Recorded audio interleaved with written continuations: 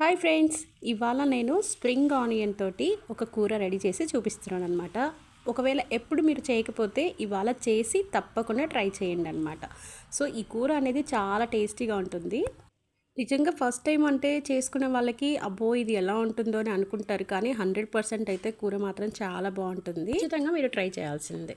So ఈ ఉల్లిపాయ కట్ట వచ్చేసి కాడలు మొత్తము 10 రూపాయలు దొరుకుతుందనమాట కట్ట మొత్తము.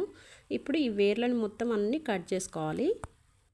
ఈ వేర్లు మొత్తం అన్నీ కట్ చేసుకొని మనం బాగా కడుక్కోవాలన్నమాట. ఎందుకంటే ఇవి మట్టిలో నుంచి ఉంటుంది కాబట్టి, సో మట్టి ఉంటుంది కాబట్టి కడుక్కోవాలి. తీసేసుకొని ఇలా సన్నగా ముక్కలన్నీ కట్ చేసుకోవాలన్నమాట. ఇప్పుడు ఈ స్ప్రింగ్ ఆనియన్స్ని మనం కట్ చేసుకోవాలి. ఇలా కట్ చేసుకొని కూరలో అంటే ఒక్కొక్కరు ఒక విధంగా చేసుకోవచ్చు అనమాట. ఇప్పుడు డైరెక్ట్గా ఇవి కట్ చేసుకొని ఒక 5 నిమిషాల్లో ఫ్రై అయిపోతుంది. ఇలా కట్ చేసుకొని వాటర్లో కడిగి మనం పోపు వేసుకొని, ఎప్పుడు కూరలు చేస్తాం కదా అలా పోపు వేసేసుకొని కొంచెం 5 నిమిషాలు మగ్గిన తర్వాత తొందరగానే మగ్గిపోతుంది. ఇలా మగ్గిన తర్వాత లాస్ట్లో కొబ్బరి కారం కానీ, ధనియాల పౌడర్ కానీ, పప్పుల పొడి కానీ ఈ మూడిట్లలో ఏదైనా సరే ఒకటి వేసినా సరే, 3 కొంచెం కొంచెం కలిపి వేసుకున్నా సరే బాగుంటుంది. అలా కూడా చేసుకోవచ్చు. ఇంకొకటి, ఇప్పుడు నేను చేసిన విధంగా బంగాళదుంపని కలిపి 2 కాంబినేషన్ అయితే చాలా బాగుంటుంది. స్ప్రింగ్ ఆనియన్స్ అండ్ ఆలు మిక్స్ చేసేసి కూర చేస్తే ఇంకా బాగుంటుంది అనమాట. నేను చేసిన విధంగా అయితే మీరు ఖచ్చితంగా ట్రై చేయండి.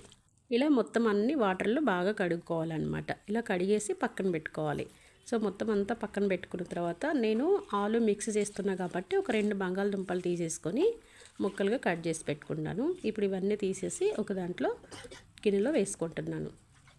ఎందుకంటే ఈ అప్పుడప్పుడు పిల్లలకి స్ప్రింగ్ ఆనియన్స్ కూర కానీ, లేకపోతే గోబీ మంచూరియన్లోకి, చికెన్ గార్లిక్స్లోకి స్ప్రింగ్ ఆనియన్స్ని ఎక్కువ వాడతారనమాట. చాలా టేస్టీగా ఉంటుంది ఇలా వాడడం వల్ల. సో ఇప్పుడు మొత్తం అన్నీ ఇలా కడిగి పక్కన పెట్టాను. దీంట్లోకి నేను 2 బంగాళదుంపలు, ఒక ఉల్లిపాయ, అలాగే ఒక 4-5 పచ్చిమిరపకాయలు తీసుకుంటున్నా. ఇలా బంగాళదుంపలు కట్ చేసుకోవాలి. టేస్ట్ మాత్రం చాలా బాగుంటుంది. అప్పుడప్పుడు అమ్మ వాళ్ళు పొలంలో నీళ్లు పారే దగ్గర ఇంట్లో వరకు మాత్రము వేస్తుంటే మనకు తెలియదు కదా, అప్పుడు అలాంటప్పుడు పడేస్తాం. కాబట్టి ఇప్పుడు తెలిసినాక మీరు ఎక్కడైనా ఉల్లికాడలు దొరికితే మాత్రం ఇలా చేసి చూడండి. రోటీలోకైనా అన్నంలోకైనా చాలా బాగుంటుంది. ఇలా మొత్తం అన్ని బంగాళదుంపలు కట్ చేసి పక్కన పెట్టుకున్నా.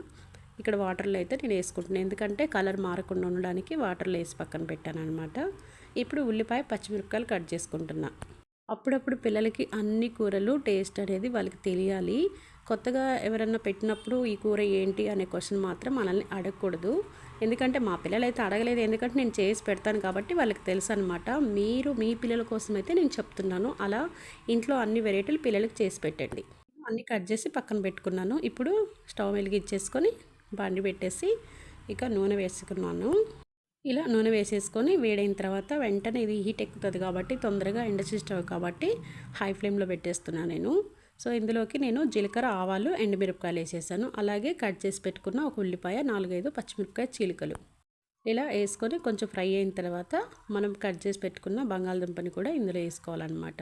ఇప్పుడు నేను ఇవి కొంచెం ఫ్రై అయ్యేలోపే పసుపు కొద్దిగా వేసేసుకొని బాగా కలుపుతున్నాను అనమాట. ఇలా ఫ్రై అయిన తర్వాత కొంచెం ఫ్రై అయిన తర్వాత మనం బంగాళదుంపలు వేసుకోవాలి. ఫస్ట్ మాత్రం బంగాళదుంప వేయకముందే ఉప్పు అయితే వేయొద్దు, ఎందుకంటే కొంచెం ఫ్రై అయిన తర్వాతనే ఉప్పు వేసుకోవాలి. ఇందులో నేను కొద్దిగా కరివేపాకు కూడా వేస్తున్నాను అనమాట. చాలా బాగుంటుంది, ఇలా చేసి చూడండి. ఒక్కసారి చేసిన తర్వాత నాకు కామెంట్ అయితే చేయండి ఎలా వస్తుందో. తర్వాత కొంచెము ఉప్పు వేసేసుకొని మళ్ళీ ఒకసారి బాగా ఫ్రై చేసుకోవాలి. ఇలా ఫ్రై అయిన తర్వాత మొత్తం అంతా ముందే ఫ్రై చేసుకోవాలి, ఎందుకంటే మనం ఉల్లికాడలు వేసిన తర్వాత వెంటనే ఆ వేడి నిమిషాల్లో కూర అంతా ఉడికిపోతుంది కాబట్టి ఫస్ట్ బంగాళదుంప ఉడకదు కదా, అందుకోసం అని చెప్పి ముందే బంగాళదుంపలు వేసి ఉడకబెడుతున్నాను అనమాట. సో అలా మొత్తం అంతా ఫ్రై అయిన తర్వాత మనం బాగా ఫ్రై చేసుకొని ఉల్లికాడలు వేసుకోవాలి.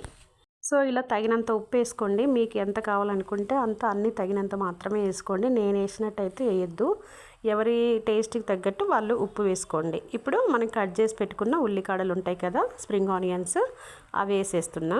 మొత్తం ఒకేసారి వేస్తే ఇందులో ఉన్న వాటర్ కూడా అందులో పడిపోతుంది కాబట్టి బాగోదు, అందుకనే నేను చేత్తో విడివిడిగా వేస్తున్నా. అలా అంతా ఉల్లికాడలు వేయగానే ఒక 5 నిమిషాలు తొందరగా మగ్గిపోతుంది. అలా మగ్గిన తర్వాత ముందుగానే ఎప్పుడు స్టోర్ చేసి పెట్టుకుంటాను కొబ్బరి కారం, అలాగే పప్పుల పొడి. ధనియాల పొడి వేయకుండా నేను ఇందులో కొద్దిగా పప్పుల పొడి అలాగే కొబ్బరి కారం వేస్తున్నా. కూర అంతా బాగా ఫ్రై అయిన తర్వాత ఈ 2 వేసేసుకొని బాగా కలుపుకోవాలి.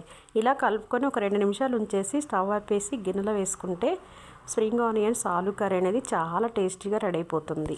మీకు నచ్చినట్టు ధనియాల పొడి కానీ కొబ్బరి పొడి అయినా సరే పప్పుల పొడి అయినా సరే వేసారంటే ఇలా తిక్కు కాకుండా అన్నంలోకి కలుపుకోవడానికి రోటీలోకి అయితే చాలా బాగుంటుంది అనమాట. విడివిడిగా ఉండకుండా మొత్తం అంతా గుజ్జులాగా అయిపోతుంది.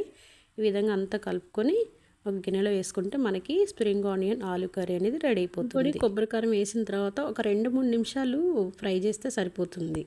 ఫ్రై చేసుకునేటప్పుడు అంటే మాడిపోకుండా మొత్తం అంతా బాగా కలుపుతూ ఉండాలి. ఇలా కలిపిన తర్వాత కొంచెము ఫ్రై అయిన తర్వాత కలర్ కొద్దిగా మారుతుంది. ఎందుకంటే మనం కొబ్బరి కారము అలాగే ఇక పప్పుల పొడి వేసాం కాబట్టి కొంచెం కలర్ మారుతుంది. సో ఈ విధంగా అయితే మొత్తం అంతా కూర రెడీ అయిపోయింది. ఇప్పుడు స్టవ్ ఆఫ్ చేసుకొని ఒక గిన్నెలో వేసుకుంటే స్ప్రింగ్ ఆనియన్ ఆలు కర్రీ అయితే రెడీ అయిపోతుంది. ఎవరైనా చేయకపోతే ఫస్ట్ టైం చూసిన వాళ్ళైతే కనుక స్ప్రింగ్ ఆనియన్ తోటి ఒకసారి ట్రై చేసి చూడండి. ఈ కూర ఎలా వచ్చిందో కామెంట్ అయితే నాకు తప్పకుండా చేయండి. ఎందుకంటే ఇప్పటి వరకు వీడియోలు చూస్తున్నారు కానీ కామెంట్ అయితే చేయట్లేదు. సో కామెంట్ చేయండి. అలాగే కూర అయితే రెడీ అయిపోయింది. స్ప్రింగ్ ఆనియన్ ఆలు కర్రీ రెడీ.